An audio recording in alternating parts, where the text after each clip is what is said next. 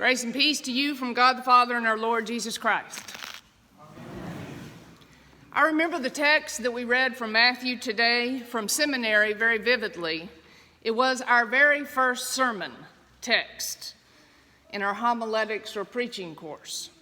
And so we spent weeks analyzing this text, translating from the original Greek, going through the context, going through every nuance that the Gospels had to offer. And it was probably the last time that I would ever have that much time to spend on a sermon. But I remember vaguely the angle that I took, focusing on the word that Jesus uses today, hinge. That a hinge, like a door, indicates that there's two ways to go, in or out, up or down, and that maybe, just maybe, we need a third way. Maybe we need something that goes beyond either or. And maybe it is Jesus who gives us that third way. Now, this text, as you know, comes as a part of a string of questions that the Pharisees and Sadducees were asking of Jesus. Early in the week, we know that the Pharisees had plotted to entrap Jesus, saying that they wanted him to debate with the goal of getting him in trouble for saying the wrong thing about religion or politics. Not much has changed, has it? But first up to bat were the Pharisees. As we saw last week, they questioned Jesus about taxes. And he responded with that famous line, "Render unto Caesar what is Caesar's, and unto God what is God's." Later on, but before our text today, they came back at him with a complicated question about marriage, in order to get him in a roundabout way to deny the resurrection or the afterlife. And Jesus wasn't having much of it. So he responded, he sent them on their way, and as we saw today, he left them a bit astounded. I always think of the Pharisees and Sadducees coming across like the magicians in Pharaoh's court back in Exodus, who always tried to go toe-to-toe with Moses, but they never could quite squeeze a win out of the verbal exchange. Now today we get to the focus of our text, which was the last of the tricks that were hurled at Jesus. In their final exchange with Jesus, they asked him, which commandment of the law is the most important? Now this is a crucial question. It was very crucial in his day, and it's crucial in ours. It's a get down to the basics kind of question. I wonder, if I had stood at the front door and asked you this question as you walked in this morning, what would your answer have been? Maybe you could recall the words of Jesus. Maybe you would search your mind for the 10 Commandments. Or maybe you would go to something like the Beatitudes. But you would have this sense down deep that there's something there, something foundational, something that we all live by. I wondered about this question this week as I stood in the lobby at Providence Hospital.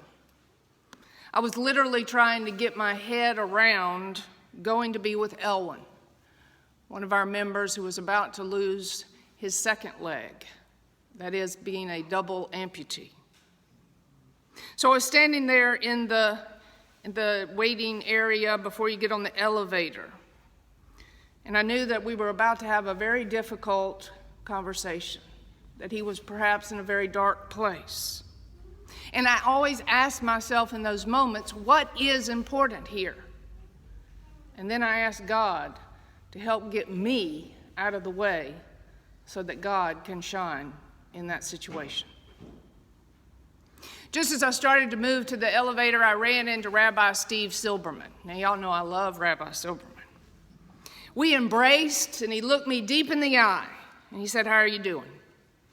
And he could tell. He could tell I was troubled. You can't fool a rabbi.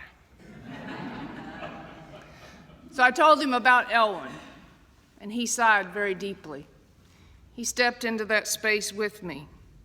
And then he said, "Do you remember what you said at a talk at the Kiwanis Club a few months back?" I said, "Rabbi, I barely remember what I said yesterday." He said, "You talked about how vulnerable we all are. I said, yeah, I remember that vaguely. I do talk about that. He said, you and I both know that there are often no answers other than to sit with people, to listen with them, to cry with them.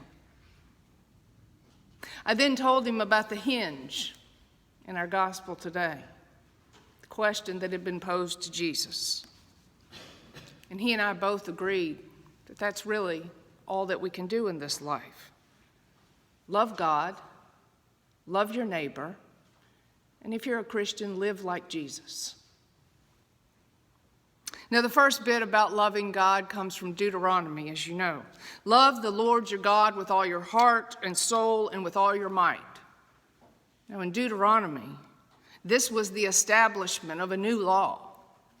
You are to be loyal to the Lord your God and none other.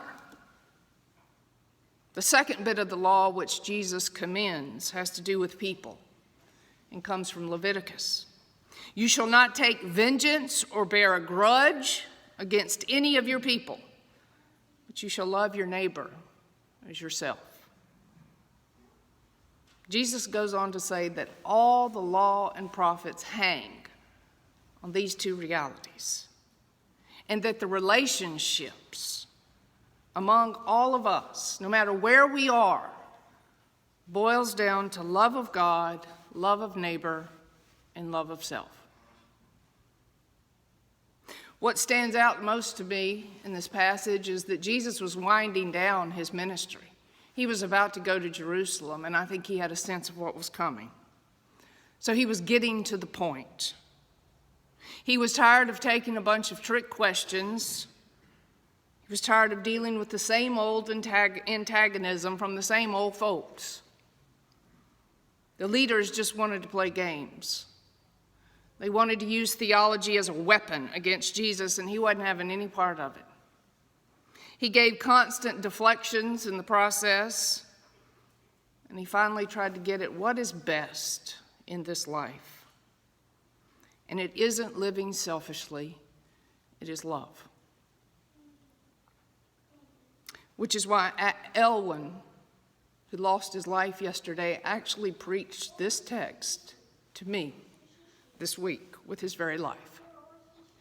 When he was faced with pain, with very few choices, with the loss of his other leg, he immediately shifted to a post-surgery ministry plan, a ministry of hope, a ministry of encouragement. That's what he wanted to do. He didn't throw a pity party. He had no tone of resignation in his voice. He never said, I can't do this.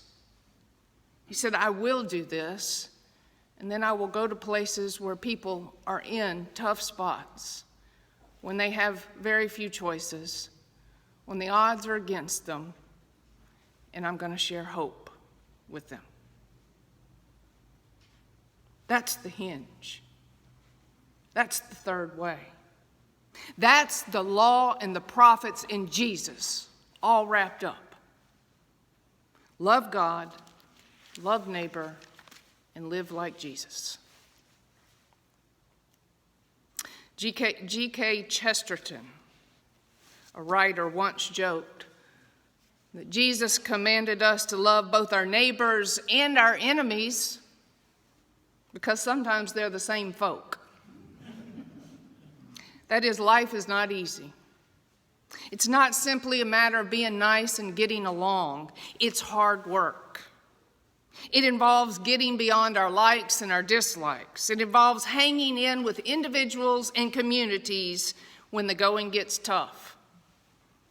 It involves self-sacrifice and devotion, even when you think you're not getting anything out of it. That's why Jesus hinges loving God with loving our neighbor. Because loving God can be easy. God can be way up there or over there, far away. But if, as Jesus says, God and loving our neighbors are tightly bound, then they're inseparably linked. They're co-commandments. and we're forced to deal with love in a very real world of people who are imperfect, who are incomplete, people who are at times challenging of our affections, unresponsive, people who are sometimes incapable of loving us back. And we have to live out our love for God in a world where people will sometimes care about us when we don't want to be cared for. That's what we do here.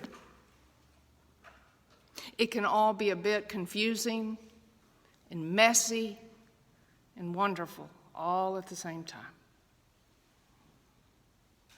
And this wonderful, messy life is what we will celebrate in just a moment in baptism. That God is always pushing our buttons. That God is there when we have nothing left in the tank. That God has called and adopted every single one of us as sons and daughters in this life and in what comes next.